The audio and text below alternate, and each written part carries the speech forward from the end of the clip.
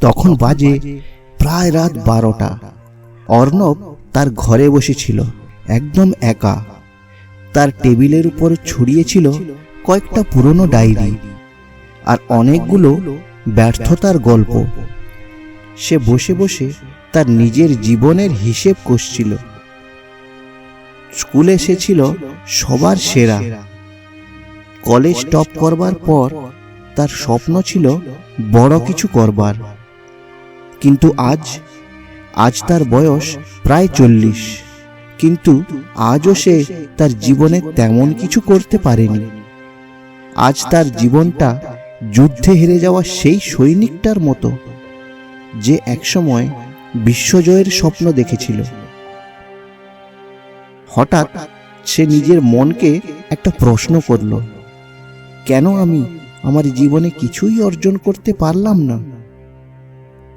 কিসের অভাব ছিল আমার মধ্যে?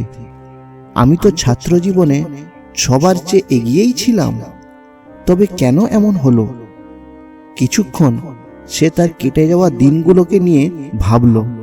তারপর সে মনে মনে নিজেকে নিয়ে হাসল আর ভাবল, হয়তো এটাই আমার ভাগ্যে ছিল। ঠিক তখনই তার ঘরের ঝাড়বাতিটা একটু দুলে উঠল, আর হঠাৎ করে সে অনুভব করল যেন কেউ তার পেছনে দাঁড়িয়ে আছে। অর্ণব ঘুরে তাকালো। সে দেখল তার সামনে একজন মানুষ দাঁড়িয়ে আছে। লোকটিকে দেখেই হঠাৎ অর্ণব চমকে উঠল, কারণ লোকটা একেবারে ঠিক তার মতোই দেখতে ছিল।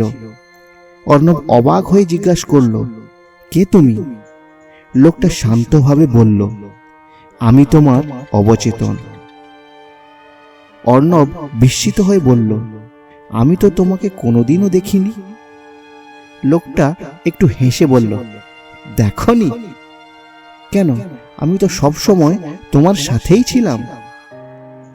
অর্ণব ভাঙা গলায় জবাব দিল, কখনো দেখিনি তো।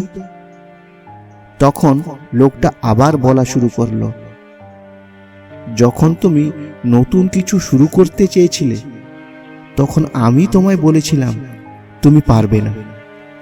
যখন তুমি স্বপ্ন দেখেছিলে বড় কিছু করবার, তখন আমি তোমায় ভয় দেখিয়েছিলাম মানুষ হাসবে।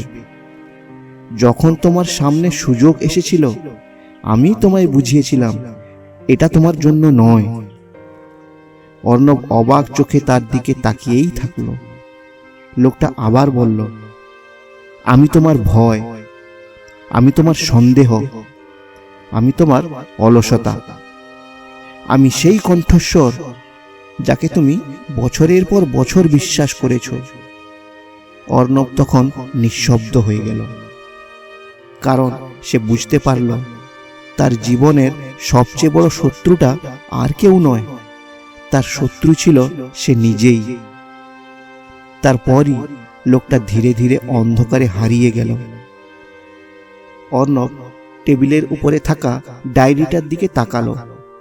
তারপর ধীরে ধীরে একটা নতুন পৃষ্ঠা খুলল আর লিখল, আজ থেকে আমি ভয়, অলসতা আর সন্দেহকে আমার অবচেতনে ঠাঁই দেব না। আমি তাকে বোঝাবো আমার জীবনের আসল উদ্দেশ্য কি। কারণ সে বুঝে গেছে, মানুষকে ধ্বংস করবার জন্য বাইরের শত্রু লাগে না। মানুষের ভেতরের অবচেতনে থাকা ভয়, সন্দেহ, অলসতা আর নেতিবাচক চিন্তাই তাকে ধ্বংস করে। আর যেদিন মানুষ সেই শত্রুটিকে চিনতে পারবে, সেদিনই হবে তার নতুন জীবনের শুরু।